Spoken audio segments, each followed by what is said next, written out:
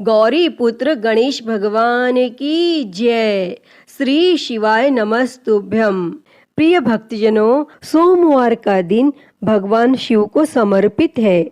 इस दिन लोग भगवान शिव के लिए व्रत रखकर पूरे दिन भूखे रहकर भगवान शिव को प्रसन्न करने की कोशिश करते हैं। जो व्यक्ति सोमवार के दिन पूजा करते हैं उन्हें मनोवांछित फल अवश्य मिलता है। सोमवार व्रत के दिन भगवान शिव के पूजन के पश्चात सोमवार व्रत की कथा पढ़नी अथवा सुननी चाहिए, क्योंकि इसके बिना यह व्रत अधूरा माना जाता है।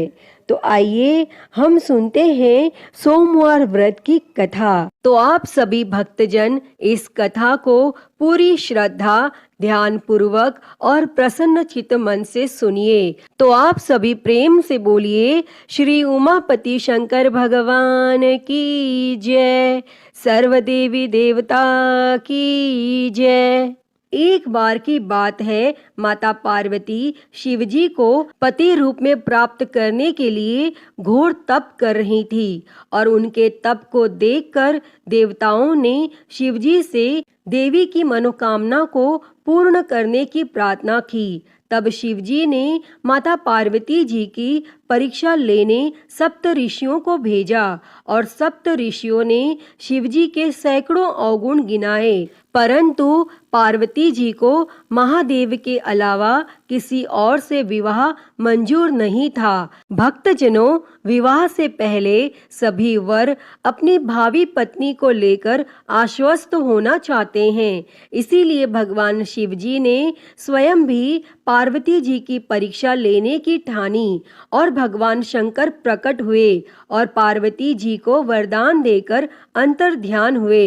इतने में पार्वती माता जहाँ तप कर रही थी, वहीं पास में तालाब में मगरमच्छ ने एक लड़के को पकड़ लिया और लड़का जान बचाने के लिए चिल्लाने लगा। माता पार्वती जी से उस बच्चे की चीख सुनी नहीं गई और द्रवित हृदय होकर वह तालाब पर पहुंची तो देखती है कि वह मगरमच्छ लड़के को तालाब के अंदर खींचकर ले जा रहा है। तब लड़के ने देवी को देखकर कहा, मेरी ना तो माँ है, ना बाप, ना कोई मित्र, माता आप मेरी रक्षा करें। तब पार्वती जी ने कहा, हे मगरमच्छ, इस लड़के को छोड़ दो। तब मगरमच्छ बोला, दिन के छठे पहर में जो मुझे मिलता है उसे अपना आहार समझकर स्वीकार करना मेरा नियम है और ब्रह्मदेव ने दिन के छठे पहर इस लड़के को भेजा है, मैं इसे क्यों छोड़ूं? तब पार्वती जी ने विनती की,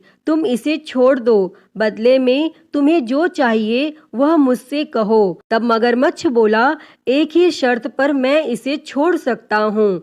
आपने तप करके महादेव जी से जो वरदान लिया है, यदि उस तप का फल मुझे दे दो तो मैं इसे छोड़ दूंगा। तब पार्वती जी तुरंत तैयार हो गई और उन्होंने कहा, मैं अपने तप का फल तुम्हें देने के लिए तैयार हूँ, लेकिन तुम इस बालक को छोड़ दो। और मगरमच्छ ने समझाया, सोच लो देवी, जोश में आकर संकल्प मत करो। हजारों वर्षों तक जैसा तप किया है वैसा देवताओं के लिए भी संभव नहीं है। उसका सारा फल इस बालक के प्राणों के बदले चला जाएगा। तब माता पार्वती जी ने कहा, मेरा निश्चय पक्का है, मैं तुम्हें अपने तप का फल देती हूँ, तुम इसको जीवन दे दो। और तब मगरमच्छ ने पार्वती जी से तप दान करने का संकल्प करवाया और तप का दान होते ही मगरमच्छ का देह तेज से चमकने लगा और मगरमच्छ बोला, हे पार्वती, देखो तप के प्रभाव से मैं तेजस्वी बन गया हूँ। तुमने जीवन भर की पूंजी एक बच्चे के लिए व्यर्थ कर दी। चाहो तो अपनी भूल सुधारने का एक मौका और दे सकता हूँ। तब पार्वती जी ने कहा, हे ग्राह, तब तो मैं पुनः कर सकती हूँ, किंतु यदि तुम इस लड़के को निगल जाते तो इसका जीवन वापस नहीं मिल सकता था। और देखते ही देखते वह लड़का अदृश्य हो गया और मगरमच्छ भी लुप्त हो गया। तब पार्वती जी ने विचार किया, मैंने तब तो दान कर दिया है और अब पुनः तप आरंभ करूंगी। और पार्वती जी ने फिर से तप करने का संकल्प लिया। तब भगवान सदाशिव फिर से प्रकट होकर बोले, पार्वती भला अब क्यों तप कर रही हो? तब पार्वती जी ने कहा, प्रभु मैंने अपने तप का फल दान कर दिया है। आपको पति रूप में पाने के संकल्प के लिए मैं फिर से वैसा ही घोर तप कर आपको प्रसन्न करूंगी। और तब महादेव जी बोले, मगरमच्छ और लड़के दोनों रूपों में मैं ही था और तुम्हारा चित्त प्राणी मात्र में अपने सुख दुख का अनुभव करता है या नहीं, इसकी परीक्षा लेने को मैंने यह लीला रची थी। अनेक रूपों में दिखने वाला मैं एक ही हूँ। मैं अनेक शरीरों से अलग निर्विकार हूँ। तुमने अपना तप मुझे ही दिया है, इसीलिए अब और तप करने की कोई जरूरत नहीं है। तब देवी ने महादेव को प्रणाम कर प्रसन्न मन से विदा किया। तो सभी प्रेम से बोलिए, शंकर पार्वती भगवान की जय। हर हर महादेव। प्रिय भक्तजनों, आइए अब सुनते हैं सभी मनोकामनाओं को पूरी करने वाली अगली कथा। एक समय की बात है, एक गांव में भगवान शिव जी का परम भक्त एक ब्राह्मण रहता था। वह ब्राह्मण जब तक रोज सुबह ब्रह्म मुहूर्त में उठकर नित्य कर्मों से निवृत्त होने के पश्चात भगवान शंकर का पूजन नहीं कर लेते थे, तब तक उन्हें चैन नहीं पड़ता था। और जो कुछ भी दान दक्षिणा में आ जाता, उसी से वह ब्राह्मण अपना गुजारा करते थे। और दयालु इतने थे कि जब भी कोई जरूरतमंद मिल जाता तो अपनी क्षमता के अनुसार उसकी सेवा जरूर करते थे। और इस कारण शिवजी के परम भक्त ब्राह्मण देवता गरीबी का जीवन व्यतीत कर रहे थे। और ब्राह्मण की इस दानी प्रवृत्ति से उनकी पत्नी उनसे चिढ़ती तो थी, किंतु उनकी भक्ति परायणता को देख उनसे अत्यधिक प्रेम करती थी। इसीलिए वह कभी भी उनका अपमान नहीं करती थी। और साथ ही अपनी जरूरत का धन वह आस पड़ोस में मजदूरी करके जुटा लेती थी। एक समय ऐसा आया जब मंदिर में दान दक्षिणा कम आने लगी, जिससे उन पंडित जी को आर्थिक तंगी का सामना करना पड़ा। और घर की मूल आवश्यकताओं की पूर्ति नहीं होने के कारण ब्राह्मणी दुखी रहने लगी। और इसी तरह दिन बीतने लगे। एक दिन महाशिवरात्रि का दिन आया और उस दिन भी पंडित जी हमेशा की तरह ब्रह्म मुहूर्त में उठकर नित्य कर्मों से निवृत्त होने के लिए नदी की ओर चल दिए। संयोग से उस समय उस राह से पार्वती जी और शिवजी गुजर रहे थे। तब अचानक से पार्वती जी की नजर उस ब्राह्मण पर पड़ी। और आज पंडित जी महाशिवरात्रि को लेकर इतने उत्साहित नहीं थे जितने कि अक्सर हुआ करते थे। और तब पार्वती जी को बात समझते देर नहीं लगी और उन्होंने भगवान शिव जी से कहा, हे भगवान, यह ब्राह्मण देवता प्रतिदिन आपकी उपासना करते हैं, फिर भी आपको इसकी चिंता नहीं है। और पार्वती जी की बात सुनकर शिवजी बोले, देवी, अपने भक्तों की चिंता मैं नहीं करूँगा तो कौन करेगा? तब पार्वती जी बोली, तो हे महादेव, आपने अब तक इसकी सहायता क्यों नहीं की? तब शिवजी बोले, देवी, आप निश्चिंत रहिए। अब तक उसने जितने बिल्व पत्र शिवलिंग पर चढ़ाए हैं, वही बिल्व पत्र आज रात्रि में उसे धनपति बना देगा। और यह बातचीत करके पार्वती जी और शिवजी तो चल दिए, किंतु संयोग तो देखिए, उसी समय उस राह में एक व्यापारी गुजर रहा था और उसने छुपकर शिवजी और पार्वती जी का वार्तालाप सुन लिया। तब व्यापारी ने अपना दिमाग चलाया, अगर बिल्व पत्र से ब्राह्मण धनपति हो सकता है तो फिर मैं क्यों नहीं हो सकता। और यही सोच वह ब्राह्मण के घर पहुंच गया और ब्राह्मण से बोला, पंडित जी, आपने अब तक जितने भी बिल्व पत्र शिव पूजन में चढ़ाए हैं वह सब मुझे दे दीजिए और बदले में मैं आपको 100 स्वर्ण मुद्राएं दूंगा। तब पंडित जी ने अपनी पत्नी से पूछा तो वह बोली, पुण्य का दान ठीक तो नहीं है, किंतु अगर आपका मन करे तो दे दीजिए, और हमें धन की जरूरत है, इसीलिए दे दीजिए। और तब पंडित जी ने सारे बिल्व पत्र बोरे में भरकर सेठ जी को दे दिए, और बिल्व पत्रों का बोरा लेकर सेठ जी पहुंच गए मंदिर, और शिवलिंग पर चढ़ाकर देखने लगे कि कब शिवजी कृपा करेंगे और कब वह और धनपति बन जाएगा। तब प्रतीक्षा करते करते सेठ जी को आधी रात हो गई, और सेठ जी चमत्कार देखने के लिए बहुत उतावले हो रहे थे, और आखिर में तीसरा पहर गुजरने के बाद सेठ जी के सब्र का बांध टूट ही गया, और क्रोध में आकर सेठ जी ने शिवलिंग को झंझोरने लगे। फिर अचानक ही चमत्कार हुआ, और सेठ जी के हाथ शिवलिंग से ही चिपके रह गए। तब उन्होंने बहुत प्रयास किया, किंतु हाथ हिले तक नहीं।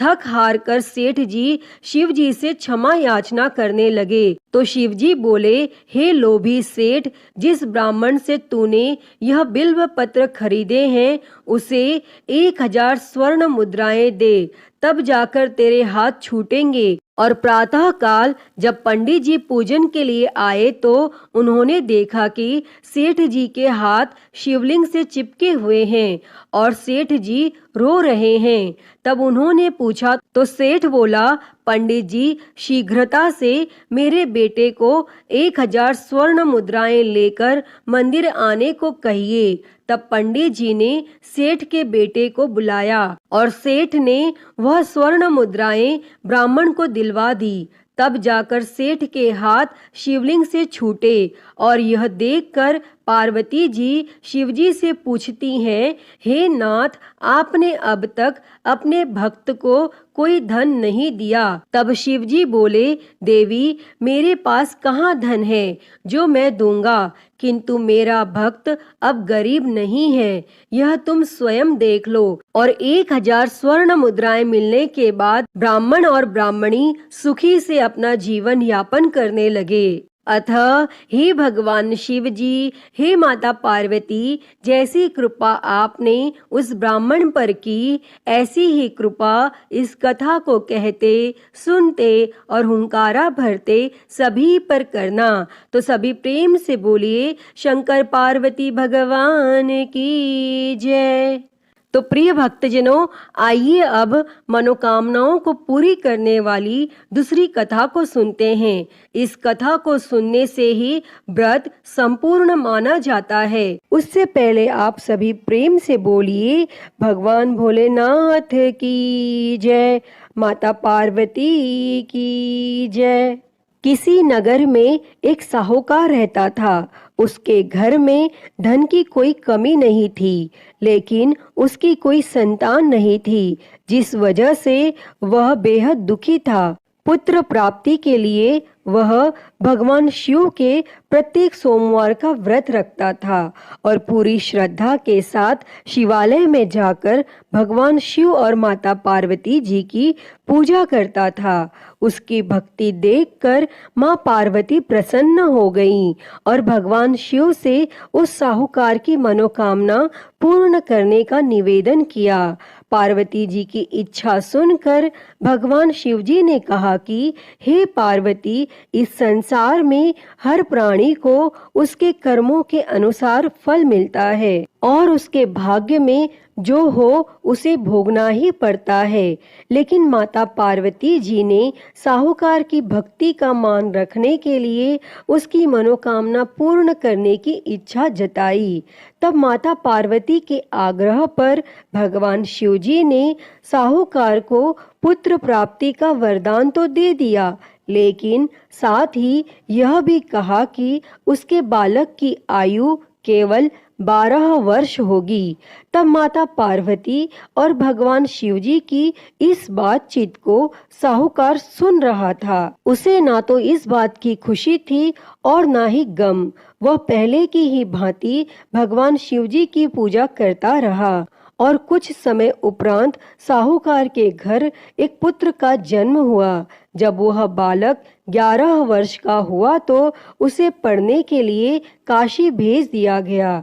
साहूकार ने पुत्र के मामा को बुलाकर उसे बहुत सारा धन दिया और कहा कि तुम इस बालक को काशी विद्या प्राप्ति के लिए ले जाओ और मार्ग में यज्ञ करवाते जाना। जहाँ भी यज्ञ कराओ वहीं पर ब्राह्मणों को भोजन कराते और दक्षिणा देते हुए जाना। और दोनों मामा भांजे इसी तरह यज्ञ कराते और ब्राह्मणों को दान दक्षिणा देते काशी की ओर चल पड़े। रास्ते में एक नगर पड़ा जहाँ नगर के राजा की कन्या का विवाह था, लेकिन जिस राजकुमार से उसका विवाह होने वाला था वह एक आंख से काना था। तब राजकुमार के पिता ने अपने पुत्र के काना होने की बात को छुपाने के लिए एक चाल सोची। साहूकार के पुत्र को देखकर उसके मन में एक विचार आया। तब उसने सोचा क्यों न इस लड़के को दुल्हा बनाकर राजकुमारी से विवाह करा दूं और विवाह के बाद इसको धन देकर विदा कर दूंगा और राजकुमारी को अपने नगर ले जाऊंगा। और फिर उस लड़के को दूल्हे का वस्त्र पहनाकर राजकुमारी से विवाह करा दिया गया। लेकिन साहूकार का पुत्र एक ईमानदार लड़का था। उसे यह बात न्याय संगत नहीं लगी और उसने अवसर पाकर राजकुमारी की चुन्नी के पल्ले पर लिखा कि तुम्हारा विवाह मेरे साथ हुआ है, लेकिन जिस राजकुमार के संग तुम्हें भेजा जाएगा वह एक आंख से काना है। मैं तो काशी पढ़ने जा रहा हूँ। तब राजकुमारी ने चुन्नी पर लिखी बातें पढ़ी तो उसने अपने माता पिता को यह बात बताई। तब राजा ने अपनी पुत्री को विदा नहीं किया और फिर वह बारात वापस चली गई। दूसरी ओर साहूकार का लड़का और उसका मामा काशी पहुँचे और वहां जाकर उन्होंने यज्ञ किया और जिस दिन लड़के की आयु 12 साल की हुई उसी दिन यज्ञ रखा गया। लड़के ने अपने मामा से कहा कि मेरी तबीयत कुछ ठीक नहीं है। तब मामा ने कहा कि तुम अंदर जाकर सो जाओ और भगवान शिवजी के वरदानानुसार कुछ ही क्षणों में उस बालक के प्राण निकल गए और मृत भांजे को देखकर उसके मामा ने विलाप शुरू किया। संयोगवश उसी समय भगवान शिवजी और माता पार्वती उधर से जा रहे थे। तब माता पार्वती ने भगवान शिवजी से कहा, प्राणनाथ, मुझे इसके रोने के स्वर सहन नहीं हो रहे। आप इस व्यक्ति के कष्ट को अवश्य दूर करें। और जब भगवान शिवजी मृत बालक के समीप गए तो वह बोले कि यह तो उसी साहूकार का पुत्र है जिसे मैंने 12 वर्ष की आयु का वरदान दिया था। अब उसकी आयु पूरी हो चुकी है। लेकिन मातृभाव से विभोर माता पार्वती ने कहा कि हे महादेव, आप इस बालक को और आयु देने की कृपा करें, अन्यथा इसके वियोग में इसके माता पिता भी तड़प तड़प कर मर जाएंगे। और फिर माता पार्वती के आग्रह पर भगवान शिवजी ने उस लड़के को जीवित होने का वरदान दिया और शिवजी की कृपा से वह लड़का जीवित हो गया। और फिर शिक्षा समाप्त करके वह लड़का अपने मामा के साथ अपने नगर की ओर चल दिए और दोनों चलते हुए उसी नगर में पहुँचे जहाँ उसका विवाह हुआ था। और उस नगर में भी उन्होंने यज्ञ का आयोजन किया। तब उस लड़के के ससुर ने उसे पहचान लिया और महल में ले जाकर उसकी आव भगत की और अपनी पुत्री को उसके साथ विदा किया। और इधर भूखे प्यासे रहकर साहूकार और उसकी पत्नी बेटे की प्रतीक्षा कर रहे थे। उन्होंने प्रण कर रखा था कि यदि उन्हें अपने बेटे की मृत्यु का समाचार मिला तो वह भी प्राण त्याग देंगे। परंतु अपने बेटे के जीवित होने का समाचार पाकर वह बेहद प्रसन्न हुए और फिर उसी रात भगवान शिवजी ने उस साहूकार के स्वप्न में आकर कहा, हे श्रेष्ठी, मैंने तेरे सोमवार के व्रत करने और व्रत कथा सुनने से प्रसन्न होकर तेरे पुत्र को लंबी आयु प्रदान की है। प्रिय भक्तों, जो कोई भी सोमवार का व्रत करता है या कथा सुनता और पढ़ता है, उसके सभी दुख दूर होते हैं और समस्त मनोकामनाएं पूर्ण होती हैं। अतः हे भगवान भोलेनाथ जी, जैसी कृपा आपने उस साहूकार के बेटे पर करी, वैसी ही कृपा इस कथा को कहते, सुनते और हुंकारा भरते सब पर करना। तो बोलिए भगवान भोलेनाथ की जय, माता पार्वती की जय। श्री शिवाय नमस्तुभ्यम। प्रिय भक्तजनों, आइए सुनते हैं श्री उमापति महादेव जी की आरती। तो सभी प्रेम से बोलिए हर हर महादेव। जय शिव ओमकारा, हो भोले भज शिव ओमकारा। ब्रह्मा विष्णु सदा शिव, भोले भोलेनाथ महाशिव। अर्धांगी धारा, ओम हर हर हर महादेव। एकानन चतुरानन पंचानन राजे, हो भोले पंचानन राजे। हंसासन गरुड़ासन, हंसासन गरुड़ासन। वृषवाहन साजे, ओम हर हर हर महादेव। दो भुज चार चतुर भुज, दस भुज अति सोहे, हो भोले दस भुज अति सोहे। तीनों रूप निरखता, भोले जी का रूप निरखता। त्रिभुवन जन मोहे, ओम हर हर हर महादेव। अक्षमाला बनमाला मुंडमाला धारी, भोले मुंडमाला धारी। चंदन मृग मद सोहे, चंदन मृग मद सोहे। भोले शुभकारी, ओम हर हर हर महादेव। श्वेतांबर पीतांबर बाघांबर अंगे, भोले बाघांबर अंगे। सनकादिक ब्रह्मादिक, सनकादिक ब्रह्मादिक। भूतादिक संगे, ओम हर हर हर महादेव।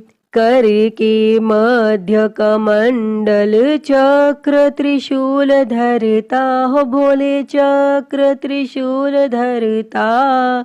जग करता जग भरता, जग करता जग भरता। जग संहार करता, ओम हर हर हर महादेव।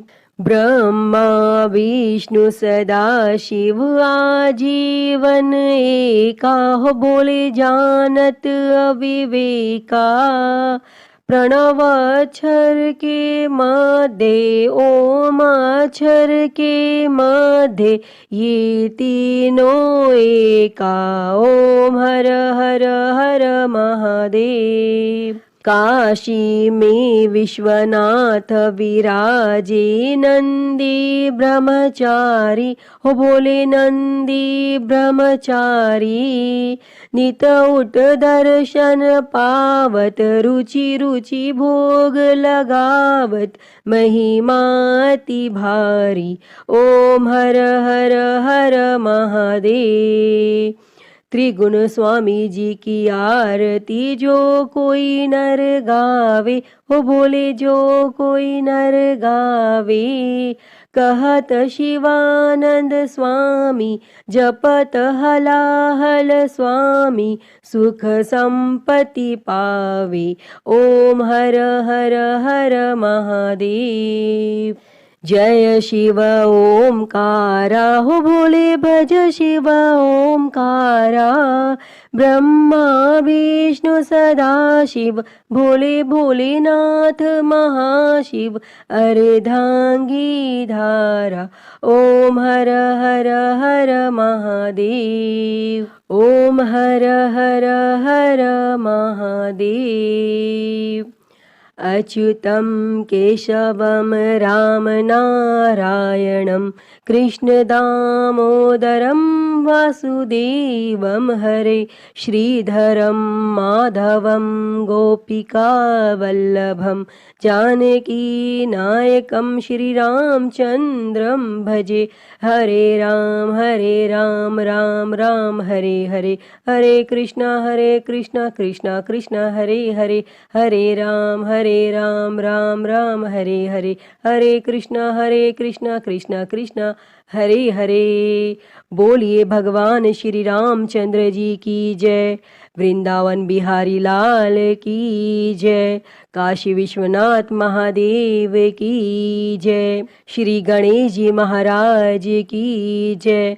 माँ भगवती की जय। धर्म की जय हो, अधर्म का नाश हो, प्राणियों में सद्भावना हो, विश्व का कल्याण हो, गौ हत्या बंद हो, गौ माता की सेवा हो, विश्व में शांति हो। ओम शांति शांति शांति ही।